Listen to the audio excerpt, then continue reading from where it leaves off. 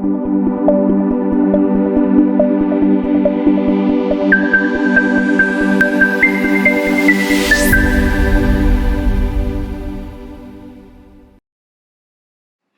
my name's Kathy Warner. I work for Solutions for Accounting alongside our team of developers, offering a range of add-ons to enhance the standard Sage 200 and Sage 50 systems. Today we're going to take a look at our Sage 200 Direct Debit Module. The module is ideal for businesses where you are already collecting direct debits but maybe manually processing within Sage.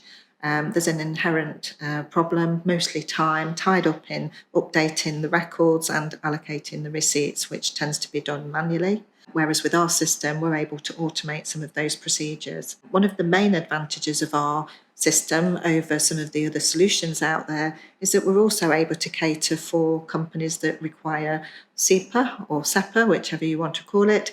That's the European payments, which is basically producing files with a euro format. So I'll start by taking a quick look at the system, which is embedded into Sage 200 within the toolbar to make it easy to access. Most of the customers are already set up with bank details, and if we look at the bank page, one of the processes that we can offer is the setup of a setup file. So if we go to mandate status, we can roll that back to setup, we can save, and then we can produce a report with the setup file so that we can send that to the BACS provider to let them know that you're going to start collections. We can give that a date and save that as a CSV file. Depending on who you work with, we can produce a format to suit your needs. That may be Barclays, HSBC, Bottomline, any of the other major providers. You just need to let us know what you require and our team will produce that for you. So in saving the file, you may get some messages on screen, but we're just saving that setup file and outputting that into a folder. And from there, you can upload that into your BACS provider's login area, and that will give them the instruction that you're going to start collections. The easy way to populate the system is to use the import-export tool. So if you've already got bank details in a third-party location, then you can use our tools to import that data into the system and save you time. To generate a file, we can just run a report that can be based on looking at invoice data, whether that's based on invoice date or due date. The choice is yours, and you just amend that through the settings. When the date range box pops up, you can control what period you're looking at in terms of the invoice data, and then you can view the list. The idea of this stage is to give you an opportunity to amend the values if you would like to. If not, then you can just press onto the next stage, which is the posting, and that will automatically update those records for you.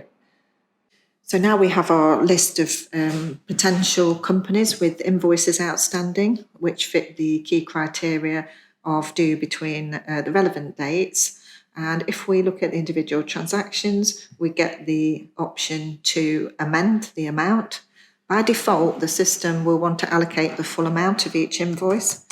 But if you don't want to collect the full amount, you can amend it, or you can zero the value and collect on a subsequent run. You can save as you go along, so the opportunity to amend those values just means you've got more flexibility. So if we look at the rest of the customer records, we can just zero some of these, seeing as they're just for test purposes. And the other thing that you can do if you've got a lot of transactions is you can use filters to look for specific entries, and you can also use analysis codes if you have several collections in 1 month and you decide you'd like to identify which customers are on monthly runs or fortnightly runs, and or specific dates, just depending on what your criteria is. And the use of analysis codes is very useful if you want to be able to identify specific customers that are on direct debit. behind the scenes. At the moment, I'm deleting some of the companies off the list. Anybody that's deleted off, you'll be able to pick up those invoices on a subsequent run. You can also decide if you've got somebody new that's been set up, you can add them to the list by just picking them up from the drop down. And as you can see, we've now got £239 worth of entries that we have decided we're going to process. At this point, if you're happy with the values, you can produce a letter or a transaction report, which you can save as a PDF or an Excel file. And from there, we go to the posting process. The receipt date that will appear in Sage is defaulted to today. You can obviously amend that if you need to. The references will also appear in Sage, so it might be that we are just referencing this as a monthly run. And then we're going to produce an output file, and as I mentioned earlier, we can produce a file in whatever format you would like us to, depending on who your provider is. That can include some of the larger companies like Barclays, HSBC, Bottom Line. We also work with Go Cardless.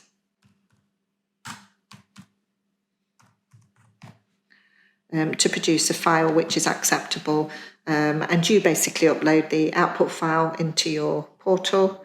As you can see on screen, we've got a transaction report that has cropped up, which you can again save for future reference.